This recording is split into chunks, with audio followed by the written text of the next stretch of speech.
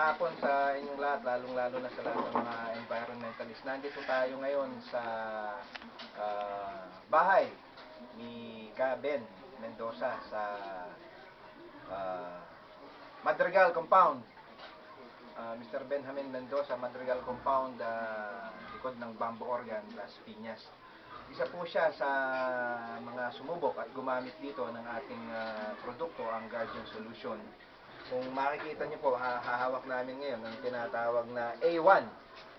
Ito pong Guardian Solution na A1, ito po ang sinasama sa mga inumin ng ating mga baboy para mapasukan sila ng enzyme.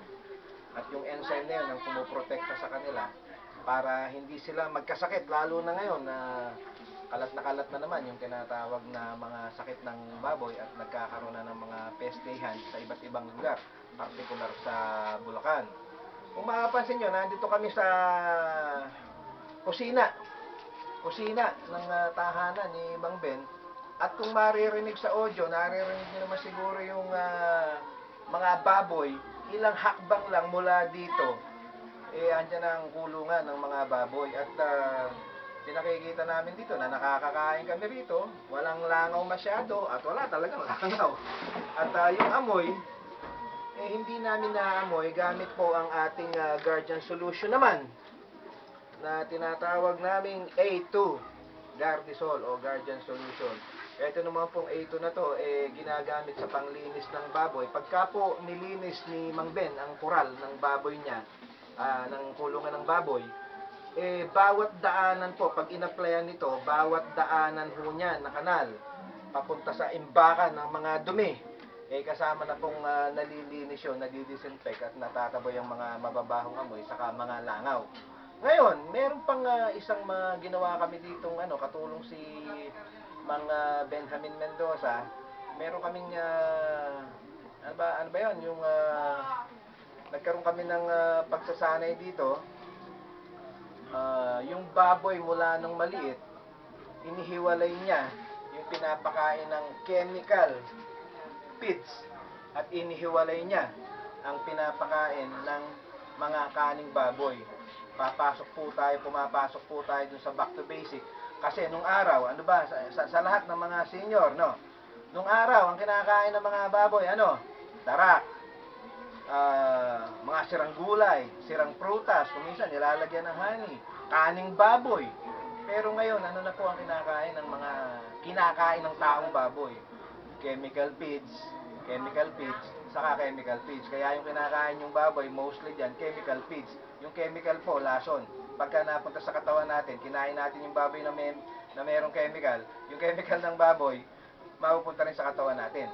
Kaya po, nandito kami at in-inspection po namin yung ginawang pagsusuri ni Mang Ben o yung ginawa niyang proyekto. Ano po ang kaibahan ng baboy na kumakain ng chemical feeds na lason at kumakain po ng back to basic na kaning baboy, sirang gulay at sirang prutas? Ngayon, Mang Ben, kailan po nyo inumpisahan? At bakit nyo naman naisipan? Bakit nyo po muna naisipan na eksperimentuhin yung mga bagay na gano'n? Mahal po ba yung feeds? Nagsasawa na po ba kayo sa feeds? Kasi ang diferensya niyan, yung halaga ng 1,100 na feed, kung halimbawa 10 yung baboy mo, halos wala kang tubuin Sa mahal ng feeds? Sa mahal ng feed. Pero kung kaning baboy naman ang yung ipapakain, tapos lulutuin mo yon, asang ng isda. Pagod lang ang puhunan. Pagod lang yung puhunan mo. Yung kasi yung feeds, pagka nag-alaga ka ng simula sa iwalay, sinasabi nila na 3 buwan. 3 buwan yung pag-aalaga mo. Sa akin, nung nag-feeds ako, umabot dun yung 5 buwan at kalahati Ay, halos ganun din. Oo, ganun din. Yung gulay tsaka kaning baboy, pag pinakuluan mo, haluan mo siya ng asang ng isda. Yung 5 buwan at kalahati, parang iisa lang din Oo, yung tagal. Kung yung pinapakain mong feeds, gagastos ka ng malaki dahil 5 buwan at kalahati. Eh yung gulay at saka yung kaning baboy, ano, yung So ibig wala sabihin, kang malaki ang natitipid.